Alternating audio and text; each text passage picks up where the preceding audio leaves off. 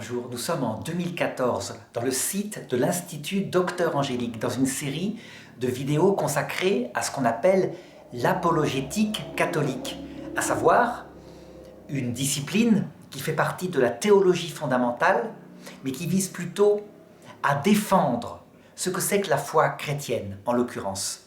Et donc qui aborde toute une série de sujets en rapport avec des personnes qui critiquent le statut même, l'existence même, la possibilité même de la foi chrétienne. Évidemment, après avoir présenté donc ce que c'est que l'apologétique, le premier sujet, le plus fondamental, c'est le statut même de la foi par rapport à la raison. Est-ce que la foi est quelque chose de raisonnable? Quel est le statut de la connaissance qu'apporte la foi? Alors d'abord, pourquoi est-ce que c'est un sujet fondamental? On constate, et c'est une chose que Benoît XVI, le pape, faisait remarquer dans une de ses encycliques, on constate que finalement, ce qui se passe depuis à peu près, je dirais, l'époque des Lumières, c'est que chaque scientifique, dans son domaine particulier de connaissance, découvre avec enthousiasme une connaissance particulière et sa tendance naturelle va consister à dire que son domaine atteint l'essentiel, le plus profond, ou même que les autres domaines de connaissance n'atteignent rien du tout de la vérité. On peut dire que c'est un travers qui est partagé par tous les spécialistes dans n'importe quel domaine. Par exemple, lorsqu'on voit dans la Réforme protestante que certains théologiens affirment que seule la foi donne une vraie connaissance, que tout le reste, le domaine des sciences, le domaine de la philosophie, c'est de la vanité. Et il s'appuie pour le dire sur un texte de saint Paul qu'il tire de son contexte, qui ne vise pas la connaissance scientifique, mais qui vise plutôt les arguties de ce qu'on appelle la démagogie, une apparence de vérité que certains hommes politiques utilisent. Eh bien, lorsqu'on voit certains agir comme ça, on peut dire qu'ils exaltent la connaissance que donne la foi en s'opposant à la connaissance que donnerait la raison toute seule. A l'inverse, et comme par un retour de balancier, on pourrait dire, on voit apparaître, après l'époque des Lumières, donc certainement après le traumatisme qu'a donné cette erreur-là, qui s'est achevée dans les guerres de religion, eh bien la position inverse, à savoir que seule la raison, par ses méthodes propres, donne une vraie connaissance, et que le domaine de la foi, c'est quasiment le domaine de la superstition, je dirais, d'une attitude primitive, qu'il faut absolument dépasser, qu'il faut éradiquer. Et donc, fondé sur cette constatation, cette disharmonie, cette déchirure qu'il y a dans la connaissance humaine, la première question qu'on peut se poser, c'est quelle différence y a-t-il entre un savoir et une croyance? Eh bien, en fait, pour bien le distinguer, il faut considérer ceci. Lorsqu'on a n'importe quelle discipline, on doit regarder deux choses pour la définir, au point de vue de ce qu'on appelle l'épistémologie, la science qui classe les sciences. On doit d'abord regarder l'objet que considère cette science. Par exemple, si on considère l'âme humaine, eh bien, elle est l'objet de telle science particulière qu'on peut appeler la philosophie du vivant. On veut connaître ce que c'est que cette vie unifiée par une âme à l'intérieur de l'homme. Deuxième chose, lorsqu'on considère une science, il faut regarder de quelle manière particulière on regarde cet objet. Donc si je continue dans mon exemple, la raison formelle de la philosophie du vivant consiste à regarder ce que c'est que l'âme humaine par un moyen naturel à l'intelligence, à savoir soit en cherchant à la visualiser, ce qui en l'occurrence est impossible, l'âme ne se voit pas sous un microscope, ou alors en démontrant l'existence par un raisonnement. Par exemple, on considère que l'homme possède des centaines, je dirais des centaines de milliards de cellules qui le constituent, qui sont unifiées pour former un seul être qui, en plus, pense, est capable d'éprouver des sentiments, que ce n'est pas seulement sa biologie. Et donc, il faut forcément, face à cette multiplicité d'éléments, une cause d'unification qu'on va appeler l'âme. Là, j'ai fait une démonstration. Mais il y a une autre manière de regarder l'âme humaine, du point de vue de la révélation. Par exemple, si quelqu'un n'a pas fait ce raisonnement dans sa tête, mais qu'une autorité suprême est capable de lui dire « il y a dans l'homme une âme, et en plus, cette âme, comme elle est spirituelle, elle est immortelle, elle survit à la mort. » Et que cette autorité, par exemple, c'est quelqu'un qui se présente comme le créateur. Eh bien, du côté de l'objet matériel, on aura bien le même objet matériel. Dans les deux cas, c'est l'âme humaine qui est considérée. Mais elles ne sont pas atteintes de la même façon. Pour ce qui est de la philosophie réaliste, par un raisonnement, on ne croit qu'en ce qu'on voit ou qu'en ce qu'on démontre. Et pour ce qui est de la théologie, en l'occurrence ici, théologie catholique, musulmane, juive, eh bien, la raison formelle, c'est qu'on s'appuie sur l'autorité d'une personne qu'on estime qui ne ment pas, à savoir Dieu. Mais évidemment, cette personne en question, comment est-ce qu'on l'atteint? Par une méthode tout à fait différente d'un raisonnement, par une confiance, un acte affectif qui consiste à dire « elle ne peut pas mentir cette personne-là qui s'appelle Dieu puisque, étant la créatrice de toutes choses, elle est forcément honnête, cette personne-là. » Résultat, pour répondre à la première question, quelle différence y a-t-il entre savoir et croyance? Eh bien, les deux choses que j'ai indiquées, la philosophie, mais aussi la science, mais aussi la théologie, sont des savoirs. Elles atteignent un objet matériel qu'on peut connaître vraiment.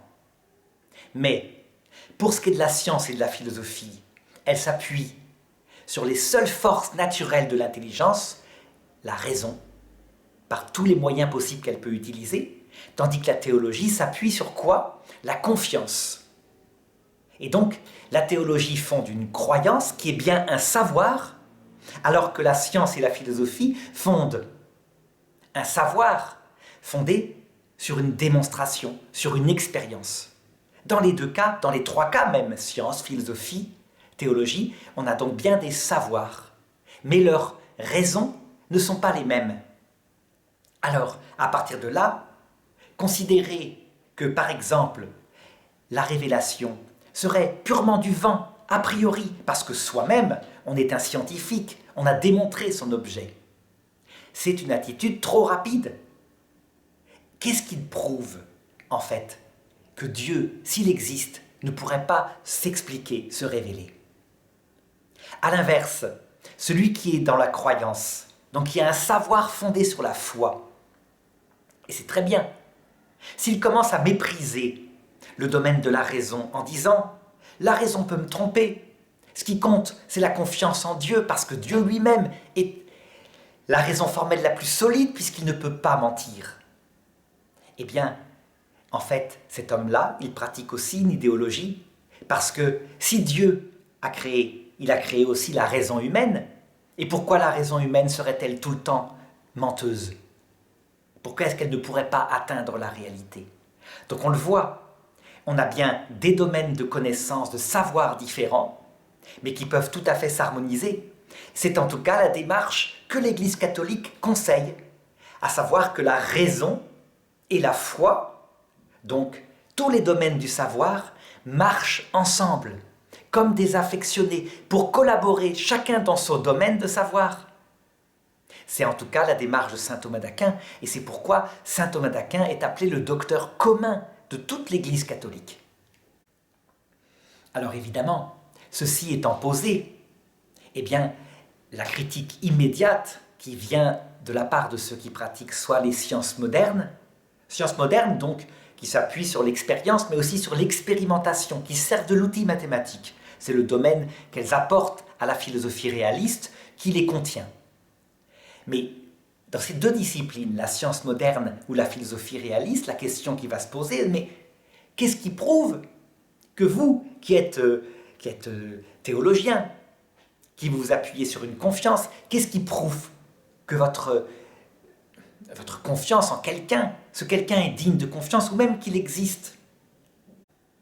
Donc en fait, quels sont les types de preuves qui peuvent valider les croyances d'ordre théologique? Eh bien, l'apologétique, elle va dire les choses clairement. Pour le moment, dans le domaine spécifique de la théologie révélée, donc ce qui n'est pas accessible à la raison, Parce que le bon sens consiste à dire, si par exemple je veux savoir ce que c'est qu'une maladie, comme un cancer, je ne m'adresse pas à la théologie révélée, je m'adresse à un cancérologue. Donc le domaine spécifique de la révélation, c'est précisément la doctrine du salut. Ça veut dire ce qui concerne la vie éternelle, comment l'obtenir. Les deux grands sujets de la théologie sont donc la théologie dogmatique, ce que c'est que la vie éternelle, et tout ce qui est en rapport avec ça. Et deuxièmement, comment l'obtenir, donc ce qu'on appelle la théologie morale, comment se comporter pour obtenir cette vie éternelle. Eh bien, la seule preuve qui peut valider ce genre, ce domaine précis de savoir, qui par exemple va concerner la Trinité, le Christ, la présence réelle de Dieu dans l'Eucharistie, etc. Domaine absolument inaccessible à la raison toute seule, même si c'est tout à fait rationnel, parce que Dieu peut le faire. Eh bien, pour le moment, la seule preuve, le seul fondement, c'est la confiance dans la parole de Dieu qui se révèle. Et donc, il faut bien admettre que la foi ne peut pas venir de l'homme tout seul. Parce que, qu'est-ce qui permet à un homme de faire confiance à un Dieu comme ça, qui soi-disant se révèle, si ce n'est le fait que Dieu lui prouve qu'il s'est révélé. Et comment est-ce que Dieu lui prouve qu'il s'est révélé ? La meilleure manière serait évidemment qu'il apparaisse. À ce moment-là, la foi tomberait dans le domaine de l'expérience.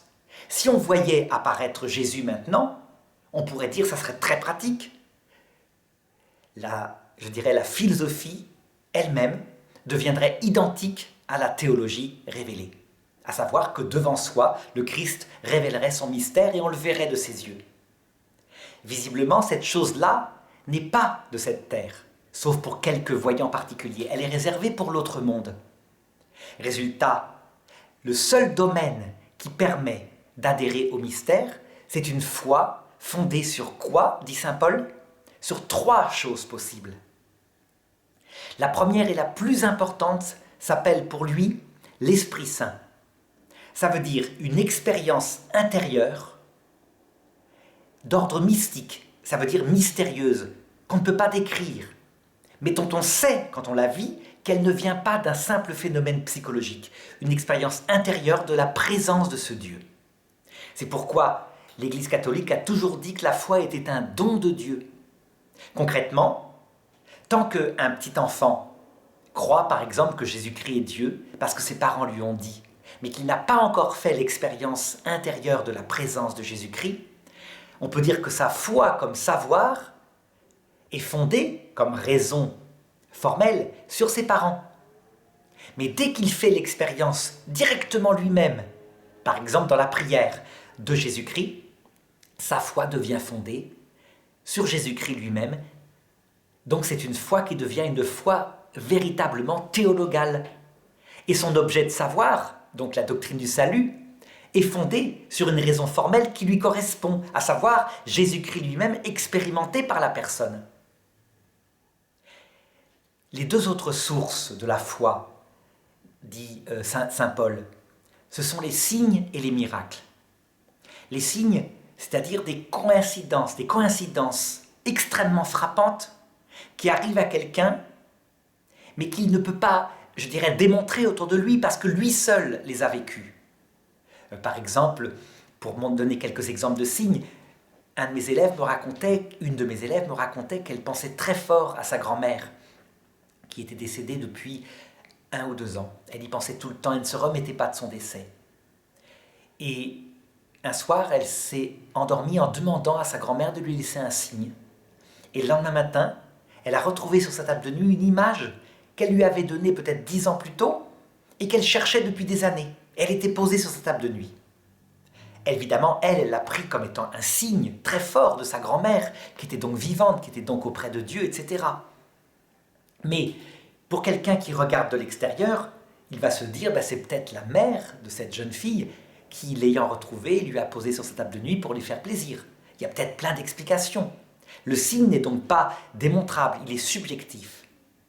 C'est pourquoi il y a autre chose que le signe, qui s'appelle le miracle. Le miracle qui se distingue du prodige, puisque le miracle, c'est un phénomène impossible aux lois naturelles. Du style, Jeanne Frettel, une des miraculées de Lourdes, amenée à 20 ans à Lourdes, avec un cancer de l'intestin en stade terminal, une opération terrible, 3 anus artificiels pesant 20 kilos, étant inconsciente. On la porte devant la grotte, elle ne se rend même pas compte qu'elle est à Lourdes. Ses parents se sont dit mourir pour mourir, elle va mourir. Et instantanément, au moment où le prêtre, un prêtre dominicain, le père Rogue, lui pose l'hostie, un tout petit bout d'hostie, au coin des lèvres, elle se réveille, elle se demande où elle est, elle réclame à manger, et on constate que tout a repoussé. Le miracle, là, c'est factuel. Je dirais que c'est peut-être même ce qu'il y a de plus intéressant pour rejoindre le domaine de la science, de la philosophie réaliste et de la foi, puisque un fait non explicable par une cause naturelle déboule dans le domaine de l'expérience.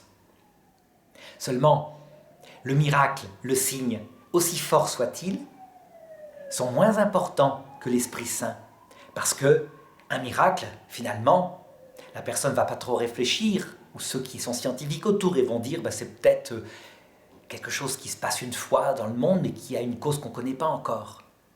C'est pourquoi, lorsque c'est accompagné de cette présence intime de l'Esprit Saint, c'est là où la foi est solidement fondée. Et les trois ensemble, signe, miracle, Esprit Saint, sont le fondement le plus solide pour le moment, je veux dire pour le moment, ça veut dire tant que nous sommes sur terre, de la foi catholique. Alors évidemment, cette même foi catholique affirme que ce temps, cette errance sur terre, fondée sur quelque chose qui est la confiance, n'est pas pour toute notre vie. Ça veut dire qu'à un moment donné, à l'heure de la mort, on passe du statut comme ça, où les choses ne sont pas visibles, mais juste ressenties, puis comprises par cette présence mystique de Dieu, à l'apparition glorieuse du Christ accompagné du ciel entier, donc à l'heure de la mort. Et à ce moment-là, la foi passe au statut d'expérience. Mais l'explication, parce que tout ça se tient, c'est une doctrine, l'explication du fait que pendant 80, 100 ans, le temps de la vie terrestre, Dieu veuille, pour la plupart des hommes, sauf pour quelques-uns qui ont des apparitions, que nous restions dans le domaine de la foi, donc de la croyance concernant ces choses surnaturelles, eh bien, elle est liée au salut. C'est parce que le salut en question ne peut pas être donné s'il n'y a pas une sorte d'abaissement de soi-même, à un moment donné, par amour, devant un Dieu infini qui veut se montrer face à face, mais qui a des propriétés telles que si on n'accepte pas à un moment donné de s'abaisser, dans la confiance, en mettant de côté son intelligence, qui est pourtant brillante, qui est faite pour savoir le but de la vie, eh bien, il est impossible de le voir.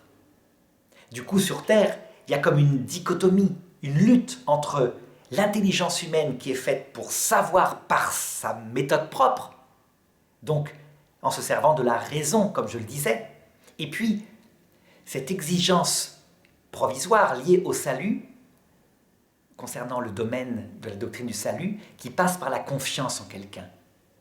Mais la cohérence de tout cela, c'est une cohérence justement qui dépend, ou plutôt qui explique le salut. Le salut étant la rencontre avec une personne qu'on ne peut pas analyser avec sa raison seule, qu'il va falloir aimer, à qui il va falloir faire confiance. C'est donc très dur pour quelqu'un qui serait purement rationnel.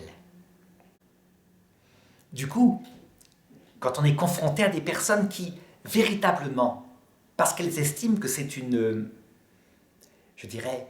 soumission de l'intelligence, ne veulent pas croire, eh bien, il y a à ce moment-là d'autres chemins, fort heureusement. Tout n'est pas lié à la foi. Il y a le chemin de la raison. Et donc il faut se poser la question maintenant, toujours en apologétique, de la valeur, de ce qu'on appelle les preuves abstraites et réflexives, dites philosophiques, par rapport aux preuves empiriques, expérimentales, dites scientifiques, et en rapport évidemment avec l'existence de Dieu. Alors voilà, très globalement, il y a deux manières, par sa raison propre, d'atteindre l'existence de Dieu. La première, c'est à travers une démonstration rationnelle, sans aucune expérience de Dieu, de sa présence. Et l'autre, c'est par rapport à une expérience particulière de phénomènes liés à l'au-delà.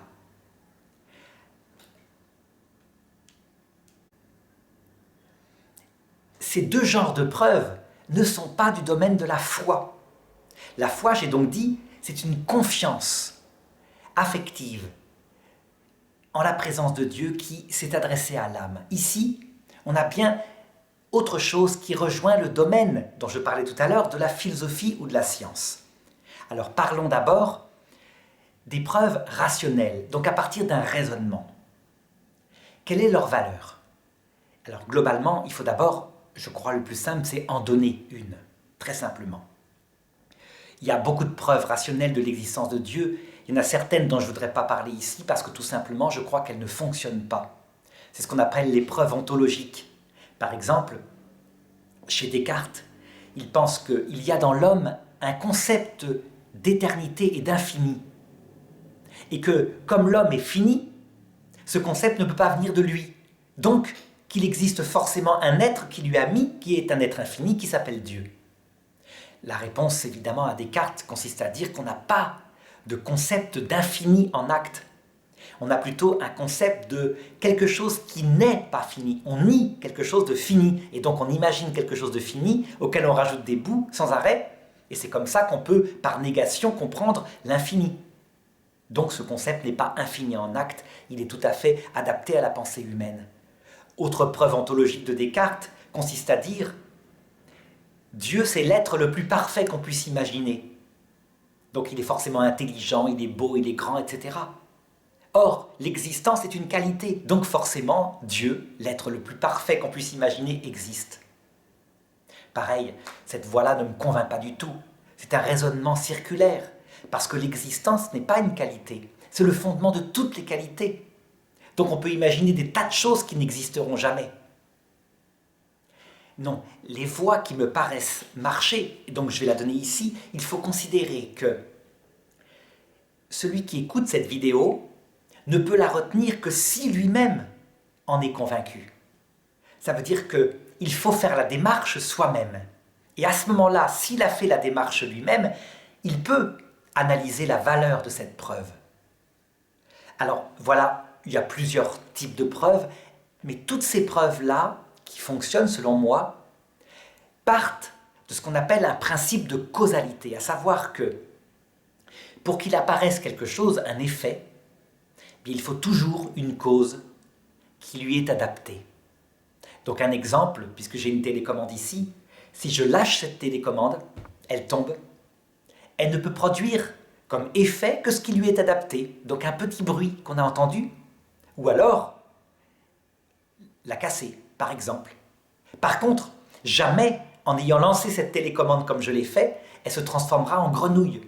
L'effet ne correspond pas à la cause. Jamais on a vu quelqu'un lancer une télécommande et elle se transforme en grenouille, sauf chez Harry Potter. Eh bien, pour ce qui concerne le monde, dans son ensemble, lorsqu'on le regarde avec son intelligence, on s'aperçoit qu'il y a eu, dans l'histoire du monde, des effets fantastiques qui ne correspondaient pas à la cause précédente, comme un saut, comme une marche d'escalier. On peut en donner plein. Par exemple, le passage du néant à l'être même des choses. Mais aussi, deuxième aspect, quand cet être, à travers le Big Bang, c'est la théorie la plus fréquente actuellement, a donné un être organisé, sous forme d'équations mathématiques qu'aurait pris vie, d'équations extrêmement précises. Donc une intelligence dans ce monde physique tellement fantastique qu'on ne voit pas le rapport avec le Big Bang qui est une grosse explosion.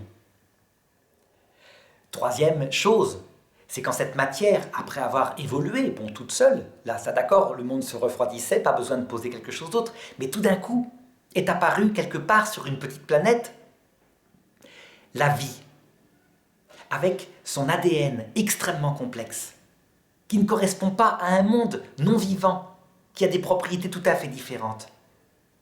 Ensuite, quatrième saut d'organisation, quand sont apparus des organes radicalement nouveaux, chez les vivants, impliquant l'ADN de 100 millions de bases parfois. Je pense par exemple à l'œil. C'est tellement organisé, tellement précis, tellement pensé par une finalité qu'il y a un problème. Et enfin, la cinquième, c'est l'apparition de l'esprit humain. Eh bien, il me faut développer simplement l'une de ces voies. La plus simple, je trouve, en ce qui me concerne, c'est par exemple celle qui regarde l'apparition de la vie.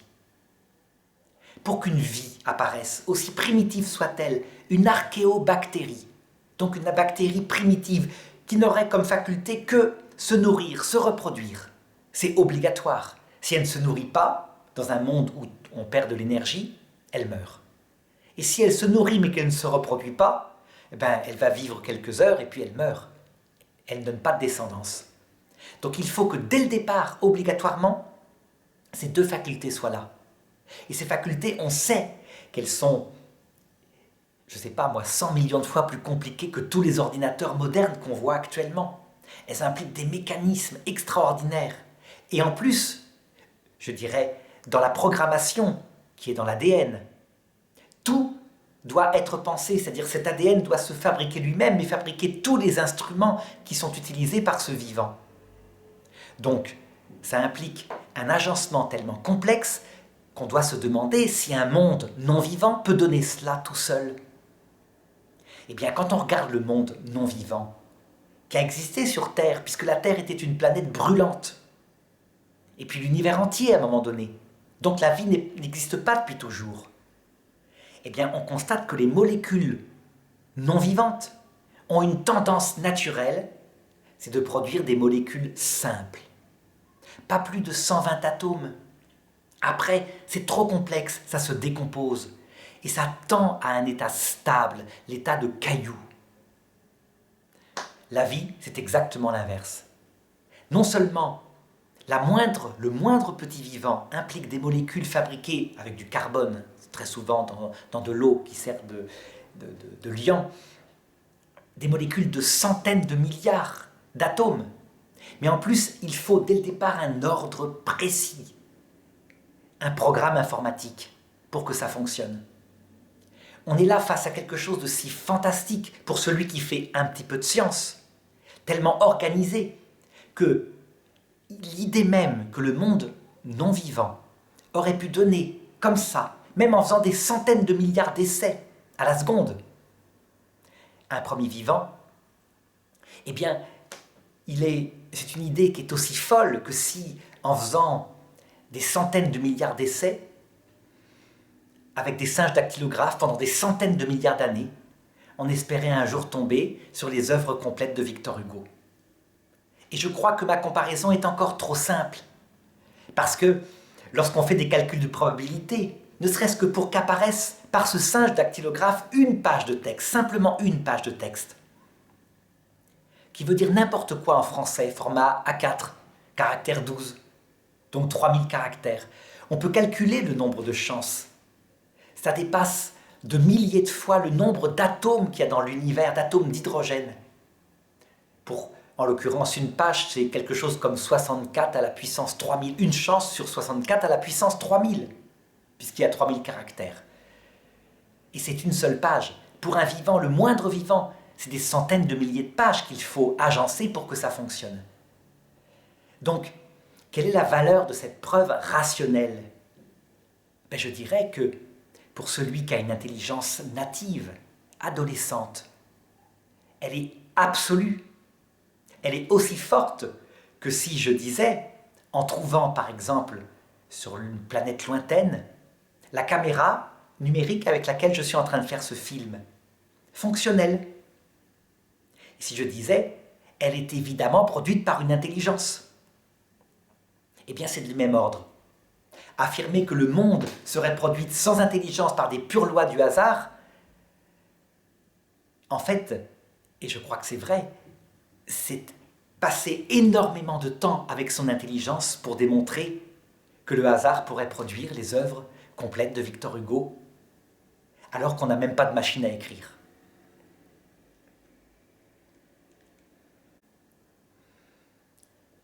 Voilà, seulement ces preuves abstraites, ces preuves réflexives, on le voit, elles sont tout de même liées à une réflexion qui certes parlerait à n'importe quelle intelligence native, mais tout de même une réflexion, un raisonnement.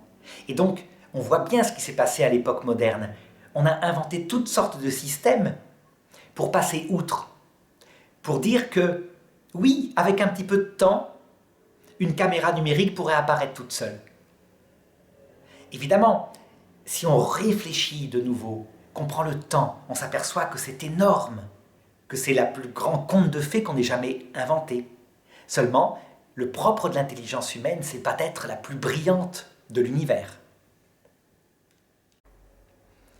Résultat, il faut regarder aussi ce qu'on appelle les preuves concrètes, par expérience, et qui se sont multipliées à l'époque contemporaine, sans doute parce que justement, l'intelligence a été comme envahie de fumée, à savoir que le bon sens que n'importe quel adolescent, intelligence native, qui est soumise au réel peut avoir, a comme disparu derrière des mirages. Eh bien, c'est ce qu'on appelle les NDE, les expériences proches de la mort. Donc, je rappelle de quoi il s'agit. Depuis peut-être 60 ans, grâce au progrès de la médecine, on a pu réanimer des gens qui, à une autre époque, seraient morts. Parce que simplement, ils ne respiraient plus, ou leur cœur était arrêté, et on n'avait pas de technique pour refaire partir la machine.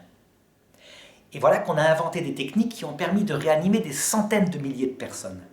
Sur ces centaines de milliers de personnes, un certain pourcentage, peut-être 20%, raconte la même chose, à peu près, dans toutes les civilisations, et qu'ils soient athées ou croyants. À savoir une série de 5 phases que je peux résumer de la façon suivante. Premièrement, une sortie de son corps. Et c'est pas l'impression, c'est plutôt le fait d'assister à la scène de ce qui se passe lorsqu'on tente de réanimer son corps, de voir son corps biologique. Il y a même des études qui ont été posées par des scientifiques anglo-saxons principalement sur des aveugles de naissance, pour leur faire décrire ce que pour la première fois ils voyaient de leurs yeux, des trains qui passaient dans la neige, comment ils décrivaient les couleurs. Une deuxième phase, c'était le passage par un tunnel, comme une porte qui ouvrait à un autre monde. Troisième phase, la vision d'un être de lumière, avec des qualités personnelles, des contacts interpersonnels, qui regardait le film de la vie de la personne et qui la jugeait pleine de bienveillance sur l'amour, mais avec une vérité totale et beaucoup d'humour. Quatrième phase, la rencontre avec des proches décédés qui étaient là autour de cet être de lumière. Des proches parfois dont la personne ne savait même pas qu'ils étaient décédés. Et d'autres qu'elle avait perdu de vue depuis 50 ans, 60 ans, des anciens copains de classe qu'elle reconnaissait instantanément. Et enfin le retour sur Terre avec les conséquences psychologiques, souvent une honte, une peur de raconter cela, avec l'idée qu'on se moquera d'elle, qu'on les prendra pour quelqu'un qui a eu un effet de drogue, etc. Il s'agit donc bien d'une expérience concrète, dont des gens témoignent. Alors quelle est la valeur, je dirais presque au niveau du savoir, de ces témoignages qui se multiplient? Eh bien, c'est la même valeur que les témoignages humains. Ça veut dire qu'il y a une part de subjectivité qu'il va falloir analyser en toute rigueur, avec d'autant plus de rigueur qu'on touche à un domaine incroyable, ce que racontent ces gens. Mais ça va être vérifiable par des méthodes de type policière. Et en gros, je dirais que si je regarde la totalité de ces phases qui sont décrites, eh bien je me rends compte que c'est principalement la première phase et la quatrième phase qui sont les plus intéressantes pour la vérification du témoignage. Mais d'abord la première phase, tout simplement de la façon suivante. La personne est en arrêt cardiaque. Elle a été amenée dans un hôpital. Elle prétend qu'elle est sortie de son corps. Si elle a, soi-disant, une impression de voir son corps et les médecins qui sont autour, et si c'est plus qu'une impression, il doit être possible de confronter ce qui s'est réellement passé dans la pièce, ou alors, loin de la pièce où cette personne s'est retrouvée dès qu'elle a pensé à quelqu'un qui était loin de cette pièce, parce que ce phénomène est décrit. Par exemple, une dame qui pense à sa fille qui habite en Australie et qui se retrouve aussitôt auprès d'elle en train de la voir dans une robe de chambre rose, en train de faire le ménage dans sa chambre à telle heure précise. Eh bien, il est possible de confronter objectivement ces témoignages avec ce qui s'est réellement passé. Et c'est là où je dirais qu'on sort de la subjectivité pour montrer un petit peu ce genre d'expériences qui doivent se multiplier. Je me rappelle d'un jour d'un élève qui me racontait qu'à volonté, il pouvait sortir de son corps et voyager. Ah, j'étais très content. Non pas parce que je le croyais, mais parce que je me suis dit, voilà véritablement une expérimentation que je vais pouvoir inventer. Je lui ai dit, ce soir, je pose sur la télé, chez moi, un objet. Et cet objet, en l'occurrence, c'était un canard en peluche. Un canard en peluche, bon, il faut le trouver, hein, mais c'est comme ça. Tu fais une décorporation ce soir et tu me dis ce que tu as vu sur ma télé. Le lendemain matin, il me dit, j'ai pas pu, ça n'a pas marché, etc. Je lui demande 3 jours, 5 jours, évidemment, ça n'avait pas marché. Donc le phénomène était imaginaire. Il pensait se décorporer et il ne se passait rien. On voit donc qu'il y a une possibilité de vérification objective. Là, en l'occurrence, que lui, ce garçon-là, n'avait pas ce phénomène-là, ce qui ne veut pas dire que le phénomène n'existe pas. Peut-être qu'un jour, je trouverai quelqu'un où ça sera véritablement reproductible. Pour ce qui est des NDE, eh bien, quand un témoignage se profile, il faut donc vérifier la décorporation confrontée à ce qui s'est réellement passé. Le récit précis de la personne avec ce qui s'est réellement passé. Et voir si certains détails ne sont pas inventables. On m'a raconté que dans certains hôpitaux américains, au-dessus des armoires, ils avaient placé des autocollants qui n'avaient rien à faire ici, mais que les dames chargées du message ne devaient pas enlever. Une grenouille, etc. Pour voir combien de personnes qui, soi-disant, se décorporaient et voyaient les choses du plafond, témoignaient de ces petites grenouilles. Eh bien, un certain nombre de personnes en témoignaient. Et je dirais que si 3% des 20% de personnes qui connaissent une NDE témoignent avoir vu ces grenouilles, le phénomène est démontré. Alors reste encore à savoir s'il n'y a pas quelqu'un qui truque les choses dans le dos. Et donc il faut multiplier ce genre d'expérience jusqu'à ce qu'on trouve une telle concordance qu'il n'y a plus de doute possible. L'autre phase qui est un peu démontrable, c'est la phase de la rencontre avec les proches décédés. C'est intéressant parce que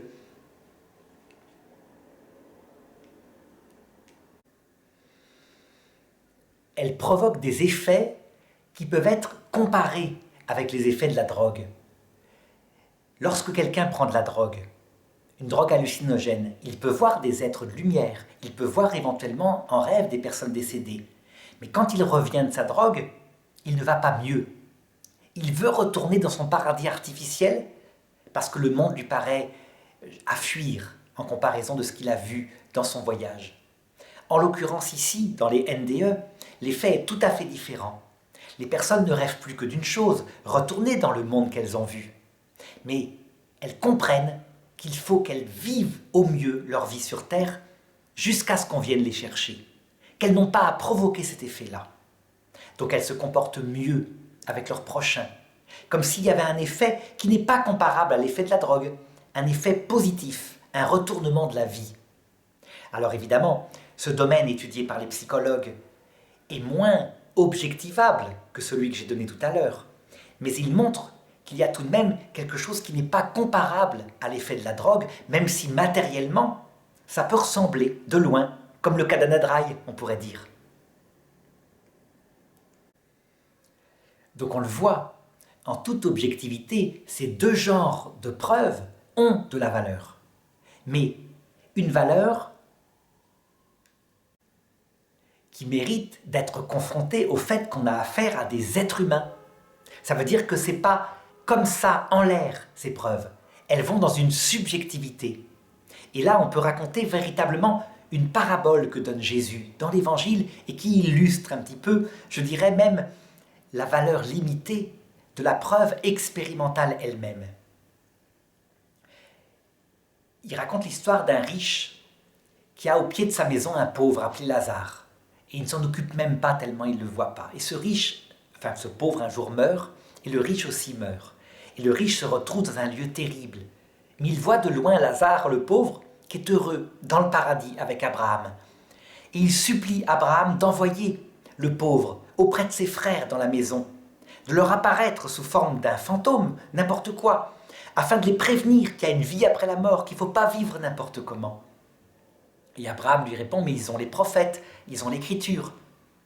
Et à ce moment-là, le riche répond, non, si Lazare il le voit, ça sera mieux, ça sera plus fort.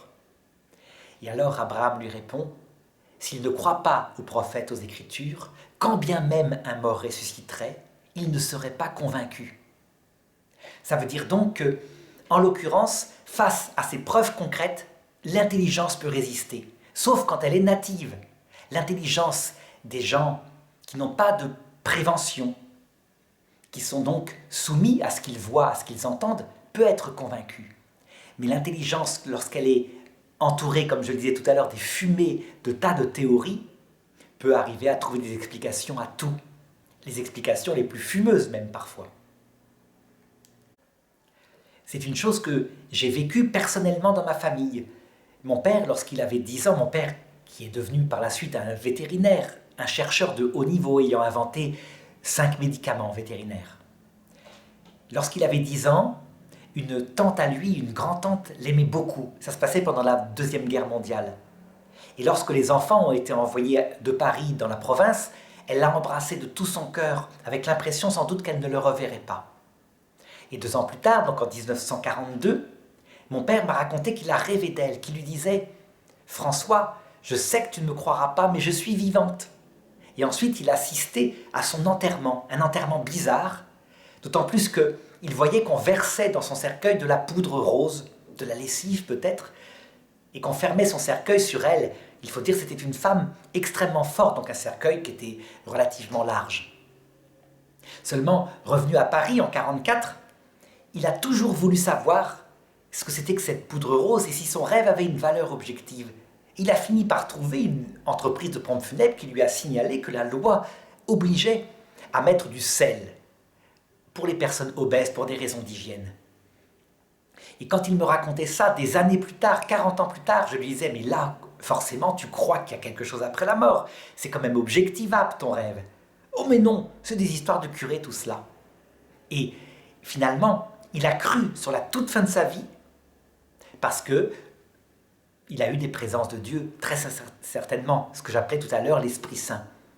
Mais sans cela, le raisonnement lui-même eh bien, faisait que malgré ce signe profondément réaliste qu'il avait reçu, adapté à sa mentalité scientifique, ne suffisait pas à le faire croire. Donc il faut tenir compte en apologétique qu'on a affaire à des êtres humains complexes et que la logique ne préside pas toujours chez les hommes logiques.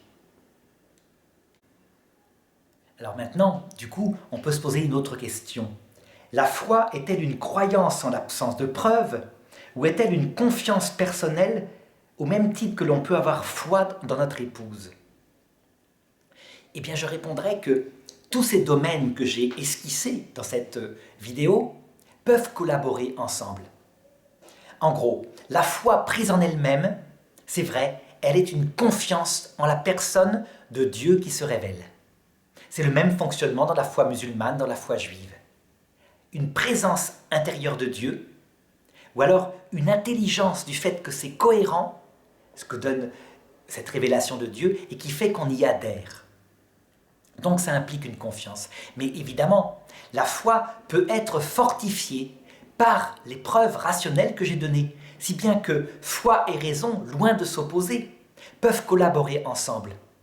En gros, si quelqu'un a une foi affective, une confiance en Dieu qui n'est pas très solide, parce qu'il n'a jamais eu d'expérience profondément touchante de cette présence, et donc qu'il va à la messe et qu'il doute, eh bien, il peut très bien refortifier sa foi en réfléchissant à ses voies d'accès rationnelles à Dieu, ou alors en regardant un témoignage sur une personne qui a connu une NDE.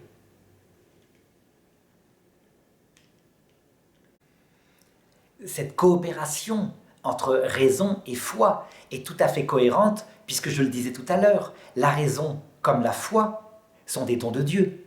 La raison est donnée naturellement à la création de tout homme quand il se développe, et la foi par un don surnaturel de Dieu. Mais c'est le même Dieu qui a fait les choses. Donc, pas de contradiction entre les deux, mais toujours une collaboration. Je dirais même que ce qui spécifie l'Église catholique, et elle s'appuie sur cela, sur saint Paul dans l'Épître aux Romains, c'est qu'elle demande aux croyants de mettre ensemble leur raison et leur foi. L'Église dit que l'article premier du credo, « Je crois en Dieu », n'est qu'un préambule de la foi. Ça veut dire qu'en fait, c'est donné par miséricorde aux gens parce qu'ils ont du mal à réfléchir par eux-mêmes. Mais on ne devrait pas dire « je crois en Dieu », mais on devrait dire « je sais que Dieu existe ». Donc par les voies rationnelles et les voies expérimentales dont j'ai parlé tout à l'heure. Et je crois qu'il est Père Tout-Puissant, etc. C'est-à-dire toutes les révélations qui, elles, pour le coup, nécessitent la révélation de Dieu. Donc, le premier article de la foi qui porte sur l'existence de Dieu, elle est accessible par la raison et aussi, pourquoi pas, par la confiance, à savoir que cet esprit dont on a senti la présence est Dieu. Ensuite, évidemment, les autres articles de la foi que lui révèle, à savoir qu'il s'est fait homme, etc., pour ce qui est de la foi catholique. Eh bien, en l'occurrence, là, il faut le reconnaître, il n'y a que la confiance en Dieu qui se révèle, qui peut donner une certitude que c'est vrai. Mais il faut le reconnaître aussi, si jamais un homme reçoit une présence mystique de Dieu, par exemple à la Mecque, eh bien, lui, sa foi se tournera vers l'islam. Il fera absolument confiance en Dieu en disant que Mohammed est le prophète de Dieu et il y adhérera. Donc, parce que la foi musulmane et la foi catholique sur de nombreux points sont contradictoires et que Dieu ne peut pas mentir, il faut bien admettre que là, seule la confiance fonctionne. Il faut bien admettre que si les musulmans ont raison et disent que Jésus-Christ n'est pas Dieu mais qu'il n'est qu'un prophète, alors les chrétiens ont tort, et réciproquement. Donc il y a bien un moment donné où la confiance uniquement affective dans la révélation qu'on a reçue fonctionne. Alors qu'est-ce que répond le christianisme à cela? Eh bien que Dieu, pour le moment, préfère que le monde soit divisé en plusieurs croyances qui, sur les choses essentielles, ne sont pas contradictoires, mais qui plutôt préparent à la révélation que fera le Christ en pleine lumière à l'heure de la mort. Parce que s'il n'y avait sur terre qu'une seule religion, fût-elle la vérité, eh bien les hommes s'enorgueilliraient. Si bien que le fait de faire confiance en Dieu, c'est une confiance qui est beaucoup plus profonde que l'adhésion à des dogmes. C'est une confiance dans le fait que lui fait ce qu'il faut pour emmener le maximum de gens vers la vérité tout entière. Et on voit que cette partie de confiance qui, en l'occurrence, pour 1 milliard de musulmans, 1 milliard de chrétiens, implique dans les conclusions de savoir des contradictions, elle ressemble tout à fait à la confiance qu'on peut avoir aussi dans son épouse. C'est une confiance envers une personne. Et cette personne, en vérité, ne ment pas. Alors là, on peut dire, en l'occurrence, qu'est-ce qui va se passer lorsque les musulmans et les chrétiens arriveront face au Christ? Il y aura forcément l'un des deux qui aura été trompé. Eh bien, de manière radicale, non. De manière superficielle, comme sur Terre, oui, dans la formulation des dogmes. Mais de manière radicale, non, parce que radicalement, pour un musulman, pour être sauvé, il faut être un humble serviteur de Dieu qui obéit. Eh bien, les chrétiens disent, les catholiques en tout cas disent que lorsque Jésus apparaît aux musulmans, et qu'un musulman a été un bon serviteur, fidèle, honnête, eh bien, il l'admire, il l'applaudit, et il lui dit « Serviteur fidèle, maintenant, fais confiance, tu es invité à devenir ami, et même épouse mystique. Viens, entre dans la maison de ton Père. » Et de même, lorsqu'un chrétien arrivera face au Christ à l'heure de la mort, s'il s'est bien comporté comme une épouse absolument fidèle, l'aimant de tout son cœur, il aura tendance à dire « Seigneur, je ne suis que ton humble serviteur, je ne suis pas digne d'être ton épouse. » Et c'est le Seigneur lui-même qui le relèvera pour lui indiquer que véritablement il peut obtenir l'héritage de l'épouse et tous les pouvoirs sur le cœur de Dieu. Si bien que chacun, de manière éminente, sera exaucé. Ça ne veut pas dire qu'il n'y a pas une vérité objective au ciel, et les chrétiens affirment que ce Jésus est Dieu fait homme. Mais cela veut dire que toutes les religions possédaient en elles des dispositions qui devaient mener au fait d'être exaucées éminemment. Par exemple, si on reprend les religions les plus primitives, celles qui croyaient qu'au ciel, les animaux étaient présents et que les hommes aussi étaient parmi les animaux auprès du grand esprit, eh bien, ils seront exaucés. Parce que le paradis, c'est ce que rapportent les témoignages des NDE, est aussi un véritable jardin immense de lumière, avec des arbres inouïs. Les animaux y sont présents, etc. Même s'il reste des animaux, affirme la foi catholique. Ce qui veut dire qu'ils n'ont pas la vision béatifique, qui est le but, évidemment, pour les hommes et les anges de la vie chrétienne. Donc, la foi est une confiance. Et saint Thomas d'Aquin dit une confiance qui ressemble à celle de l'amour d'amitié. Et cette confiance sera exaucée.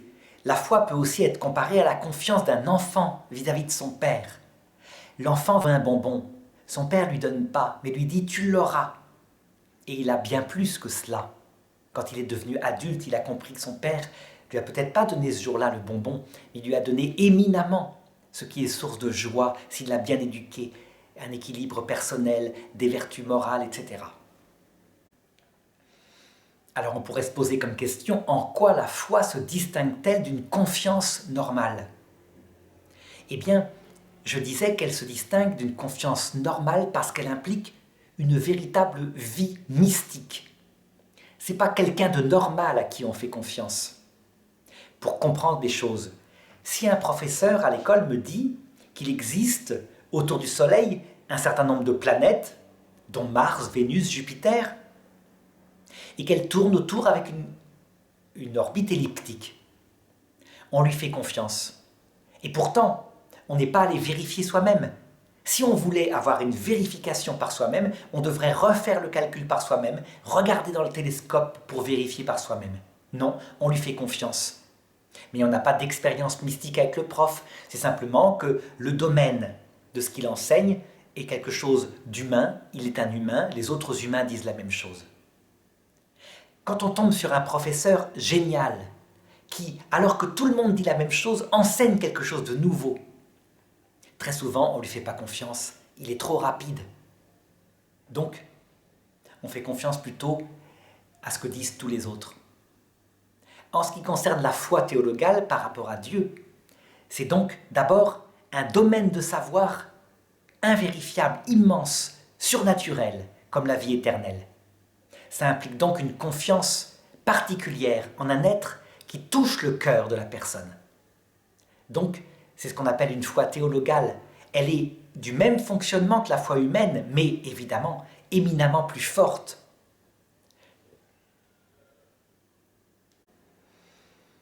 On pourrait la comparer plutôt à la confiance qu'un petit enfant a en sa maman. Il est absolument dans la confiance totale parce qu'elle est plus grande que lui. Elle sait les choses et donc elle peut lui faire croire que la petite souris vient chercher sa dent et met une pièce de 2 € sous son oreiller. Et il y croit. Eh bien, en l'occurrence, c'est plutôt ça. Comme Dieu est grand, que véritablement on peut lui faire confiance, alors, quand il annonce qu'il y a un paradis où les animaux seront présents, où on verra Dieu face à face, où on retrouvera les siens, on peut lui faire confiance. Alors je sais qu'en prenant cet exemple-là, certains diront, mais vous voyez bien, vous prenez un exemple où la maman ment à son enfant, il n'y a pas de petite souris. Donc, la foi n'est pas rationnelle. On fait confiance en quelqu'un qu'on ne voit pas, qu'on ressent vaguement, qui pourrait être un effet subjectif de ses propres angoisses. Et oui, il y a un mystère de la foi, il faut le reconnaître en apologétique.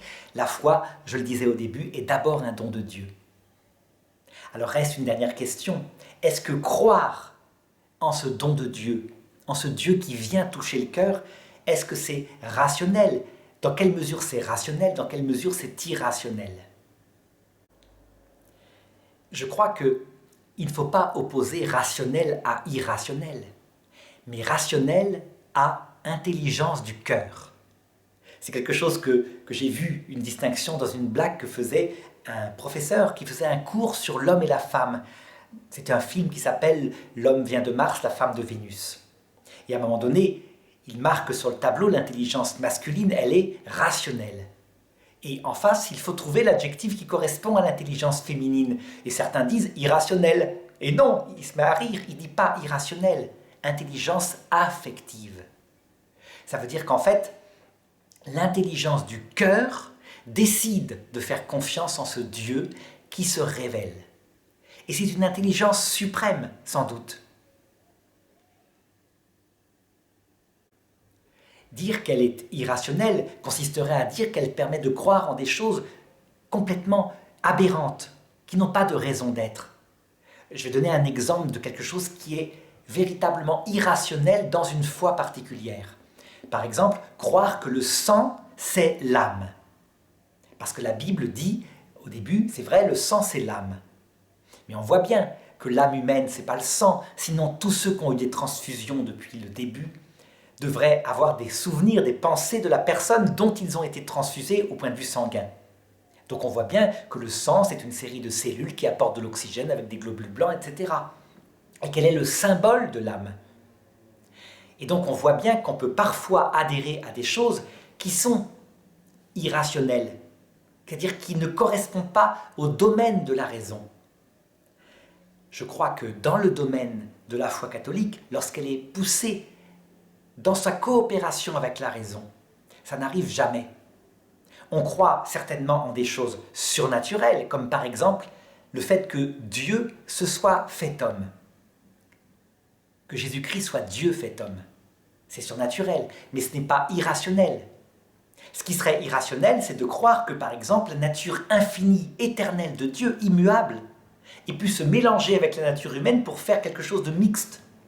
Non, il faut admettre que la nature divine ne peut pas changer et que la nature humaine, elle est unie à cette nature divine d'une autre façon, union hypostatique. Et ça, c'est les théologiens rationnels qui l'ont analysé au début. On ne pouvait pas croire en quelque chose d'aberrant.